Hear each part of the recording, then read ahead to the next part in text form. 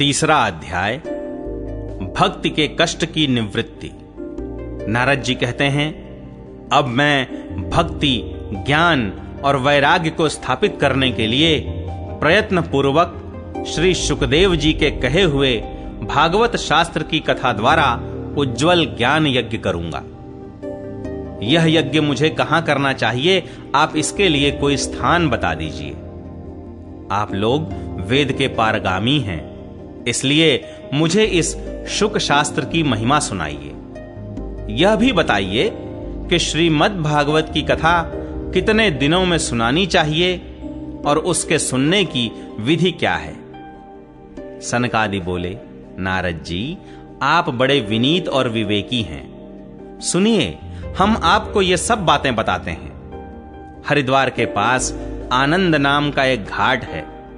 वहां अनेकों ऋषि रहते हैं तथा देवता और सिद्ध लोग भी उसका सेवन करते रहते हैं। भांति भांति के वृक्ष और लताओं के कारण वह बड़ा सघन है और वहां बड़ी कोमल नवीन बालू बिछी हुई है। वह घाट बड़ा ही सुरम्य और एकांत प्रदेश में है। वहां हर समय सुनहले कमलों की सुगंध आया करती है।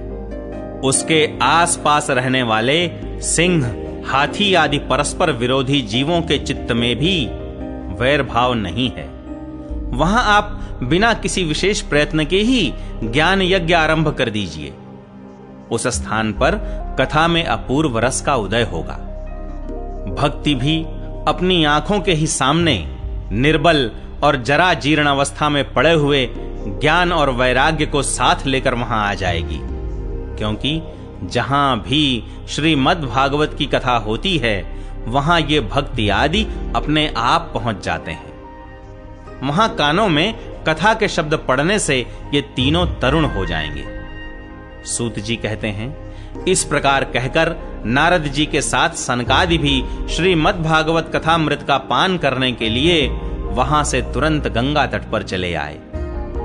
जिस समय वे तट पर पहुंचे, भूलोक, देवलोक और ब्रह्मलोक सभी जगह इस कथा का हल्ला हो गया।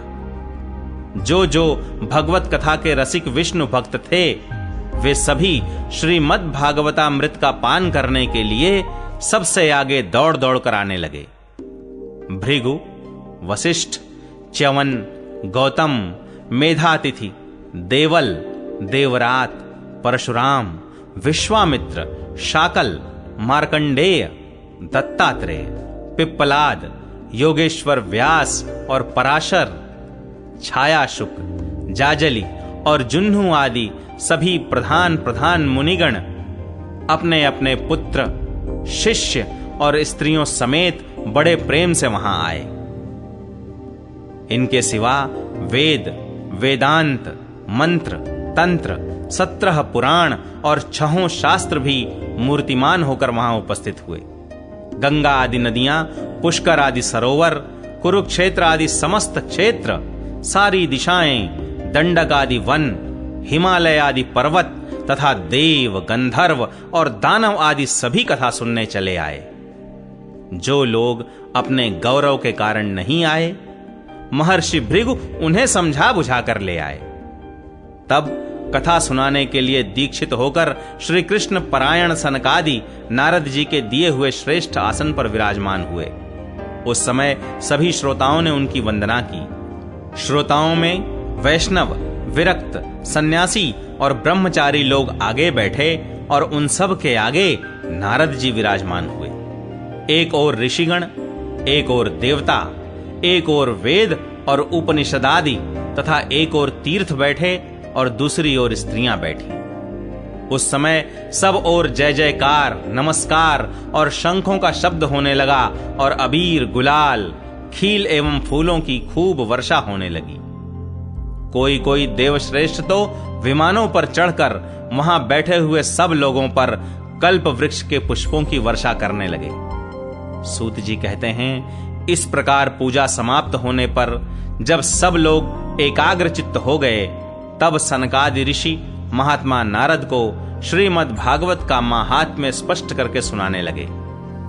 सनकादि ने कहा, अब हम आपको इस भागवत शास्त्र की महिमा सुनाते हैं। इसके श्रवण मात्र से मुक्ति हाथ लग जाती है। श्रीमद् भागवत की कथा का सदा सर्वदा सेवन आस्वादन करना चाहिए। इसके श्रवण मात्र से श्री हरि हृदय में आ विराजते हैं। इस ग्रंथ में 18,000 श्लोक और 12 स्कंध हैं तथा श्री शुकदेव और राजा परीक्षित का संवाद है। आप यह भागवत शास्त्र ध्यान देकर सुनिए। यह जीव तभी तक अज्ञानवश इस संसार चक्र में भटकता है जब तक क्षण भर के लिए भी कानों में इस शुक शास्त्र की कथा नहीं पड़ती। बहुत से शास्त्र और पुराण सुनने से क्या लाभ है? इससे तो व्यर्थ का भ्रम बढ़ता है। मुक्ति देने के लिए तो एकमात्र भागवत शास्त्र ही गरज रहा है। जिस घर में नित्य प्रति श्रीमद् भागवत की कथा होती है वह तीर्थ रूप हो जाता है और जो लोग उसमें रहते हैं उनके सारे पाप नष्ट हो जाते हैं। हजारों अश्वमेध और सैकड़ों वाजपेय यज्ञ इस शुक शास्त्र की कथा का 16वां अंश भी नहीं हो सकते। तपोधनों, जब तक लोग अच्छी तरह श्रीमद् भागवत का श्रवण नहीं करते तभी तक उनके शरीर में पाप निवास करते हैं। फल की दृष्टि से इस शुक शास्त्र कथा की समता गंगा, गया, काशी, पुष्कर या प्रयाग कोई तीर्थ भी नहीं कर सकता। यदि आपको परम गति की इच्छा है तो अपने मुख से ही श्रीमद् भागवत के आधे अथवा चौथाई श्लोक का भी नित्य नियम पूर्वक पाठ कीजिए।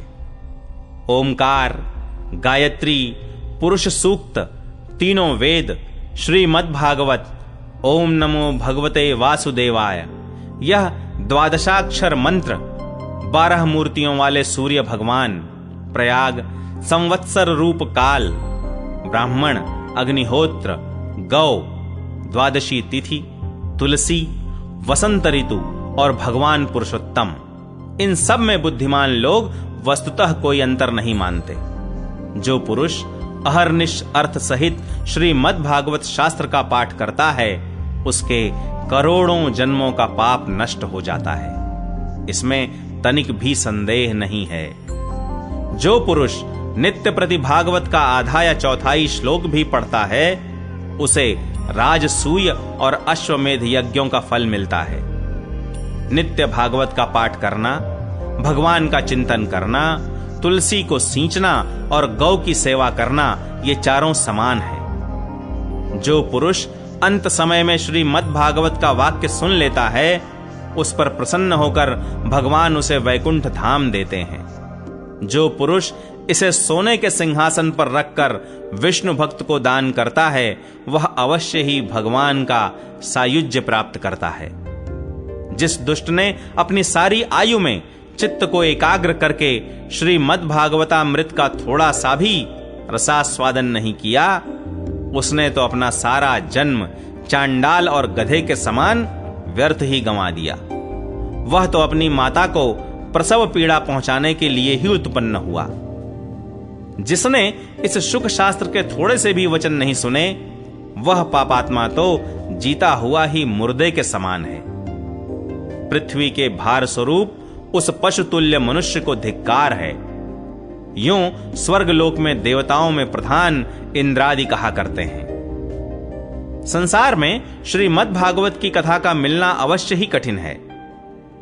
जब करोड़ों जन्मों का पुण्य होता है तभी इसकी प्राप्ति होती है। नारद जी, आप बड़े ही बुद्धिमान और योग निधि हैं। आप प्रयत्न पूर्वक कथा का श्रवण कीजिए। इसे सुनने के लिए दिनों का कोई नियम नहीं है। इसे तो सर्वदा ही सुनना अच्छा है। इसे सत्य भाषण और ब्रह्मचर्य पालन पूर्वक सर्वदा ही सुनना श्रेष्ठ माना गया है। किंतु कलयुग में ऐसा होना कठिन है, इसलिए इसकी शुकदेव जी ने जो विशेष विधि बताई है वह जान लेनी चाहिए। कलयुग में बहुत दिनों तक चित्त की वृत्तियों को वश में रखना, नियमों में बंधे रहना और किसी पुण्य कार्य के लिए दीक्षित रहना कठिन है। इसलिए सप्ताह श्रवण की विधि है। श्रद्धा पूर्वक कभी भी श्रवण करने से अथवा माघ मास में श्रवण करने से जो फल होता है वही फल श्री सुखदेव जी ने सप्ताह श्रवण में निर्धारित किया है। मन के असंयम, रोगों की बहुलता और आयु की अल्पता के कारण तथा कलयुग में अनेकों दोषों की संभावना से ही सप्ताह श्रवण का विधान किया गया है। जो फल तप, योग और समाधि से भी प्राप्त नहीं हो सकता, वह सर्वांग रूप में सप्ताह श्रवण से सहज में ही मिल जाता है। सप्ताह श्रवण यज्ञ से बढ़कर है, व्रत से बढ़कर है, तप से कहीं बढ़कर है, तीर्थ सेवन से तो सदा ही बड़ा है, योग से बढ़कर है, यहां तक कि ध्यान और ज्ञान से भी बढ़कर है। अजी इसकी विशेषता का कहां तक वर्णन करें, यह तो सभी से बढ़ चढ़कर है। शौनक जी ने पूछा, सूत जी, यह तो आपने बड़े आश्चर्य की बात कही। अवश्य ही यह भागवत पुराण योग वेत्ता ब्रह्मा जी के भी आदि कारण श्री नारायण का निरूपण करता है, परंतु यह मोक्ष की प्राप्ति में ज्ञान आदि सभी साधनों का तिरस्कार करके इस युग में उनसे भी कैसे बढ़ गया। सूत जी ने कहा, शौनक जी, जब भगवान श्री कृष्ण इस धराधाम को छोड़कर अपने नित्य धाम को जाने लगे, तब उनके मुखार विंद से 11 स्कंध का ज्ञानोपदेश सुनकर श्री उद्धव जी ने पूछा। उद्धव जी बोले, गोविंद, अब आप तो अपने भक्तों का कार्य करके परम धाम को पधारना चाहते हैं, किंतु मेरे मन में एक बड़ी चिंता है, उसे सुनकर आप मुझे शांत कीजिए। अब घोर कलिकाल आया ही समझिए, इसलिए संसार में फिर अनेकों दुष्ट प्रकट हो जाएंगे। उनके संसर्ग से जब अनेकों सत्पुरुष भी उग्र प्रकृति के हो जाएंगे, तब उनके भार से दबकर यह गो रूपिणी पृथ्वी किसकी शरण में जाएगी। कमल नयन, मुझे तो आपको छोड़कर इसकी रक्षा करने वाला कोई दूसरा नहीं दिखाई देता, इसलिए भक्त वत्सल, आप साधुओं पर कृपा करके यहां से मत जाइए। भगवन, आपने निराकार और चिन्मात्र होकर भी भक्तों के लिए ही तो यह सगुण रूप धारण किया है, फिर भला आपका वियोग होने पर वे भक्तजन पृथ्वी पर कैसे रह सकेंगे। निर्गुणोपासना में तो बड़ा कष्ट है, इसलिए कुछ और विचार कीजिए। प्रभास क्षेत्र में उद्धव जी के ये वचन सुनकर भगवान सोचने लगे कि भक्तों के अवलंब के लिए मुझे क्या व्यवस्था करनी चाहिए। शौनक जी, तब भगवान ने अपनी सारी शक्ति भागवत में रख दी। वे अंतर्धान होकर इस भागवत समुद्र में प्रवेश कर गए, इसलिए यह भगवान की साक्षात शब्दमयी मूर्ति है। इसके सेवन, श्रवण, पाठ अथवा दर्शन से ही मनुष्य के सारे पाप नष्ट हो जाते हैं। इसी से इसका सप्ताह श्रवण सबसे बढ़कर माना गया है और कलयुग में तो अन्य सब साधनों को छोड़कर यही प्रधान धर्म बताया गया है। कलिकाल में यही ऐसा धर्म है जो दुख, दरिद्रता, दुर्भाग्य और पापों की सफाई कर देता है तथा काम क्रोधादि शत्रुओं पर विजय दिलाता है। अन्यथा भगवान की इस माया से पीछा छुड़ाना देवताओं के लिए भी कठिन है, मनुष्य तो इसे छोड़ ही कैसे सकते हैं। अतः इससे छूटने के लिए भी सप्ताह श्रवण का विधान किया गया है। सूत जी कहते हैं, शौनक जी, जिस समय सनकादि मुनीश्वर इस प्रकार सप्ताह श्रवण की महिमा का बखान कर रहे थे, उस सभा में एक बड़ा आश्चर्य हुआ। उसे मैं तुम्हें बतलाता हूं, सुनो। वहां तरुणावस्था को प्राप्त हुए अपने दोनों पुत्रों को साथ लिए विशुद्ध प्रेम रूपा भक्ति बार बार श्री कृष्ण गोविंद हरे मुरारे हे नाथ नारायण वासुदेव आदि भगवान नामों का उच्चारण करती हुई अकस्मात प्रकट हो गईं। सभी सदस्यों ने देखा कि परम सुंदरी भक्ति रानी भागवत के अर्थों का आभूषण पहने वहां पधारी। मुनियों की उस सभा में सभी यह तर्क वितर्क करने लगे कि ये यहां कैसे आईं, कैसे प्रविष्ट हुईं। तब सनकादि ने कहा, ये भक्ति देवी अभी अभी कथा के अर्थ से निकली हैं।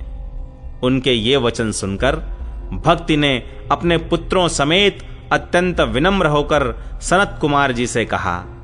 भक्ति बोली, मैं कलयुग में नष्ट प्राय हो गई थी। आपने कथा अमृत से सींचकर मुझे फिर पुष्ट कर दिया। अब आप यह बताइए कि मैं कहां रहूं?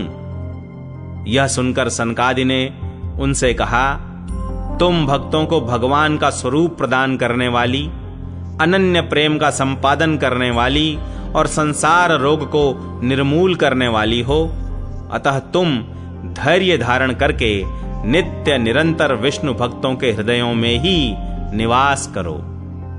ये कलयुग के दोष भले ही सारे संसार पर अपना प्रभाव डालें, किंतु वहां तुम पर इनकी दृष्टि भी नहीं पड़ सकेगी। इस प्रकार उनकी आज्ञा पाते ही भक्ति तुरंत भगवत भक्तों के हृदयों में जा विराजी। जिनके हृदय में एकमात्र श्री हरि की भक्ति निवास करती है, वे त्रिलोकी में अत्यंत निर्धन होने पर भी परम धन्य हैं, क्योंकि इस भक्ति की डोरी से बंधकर तो साक्षात भगवान भी अपना परम धाम छोड़कर उनके हृदय में आकर बस जाते हैं। भूलोक में यह भागवत साक्षात परब्रह्म का विग्रह है। हम इसकी महिमा कहां तक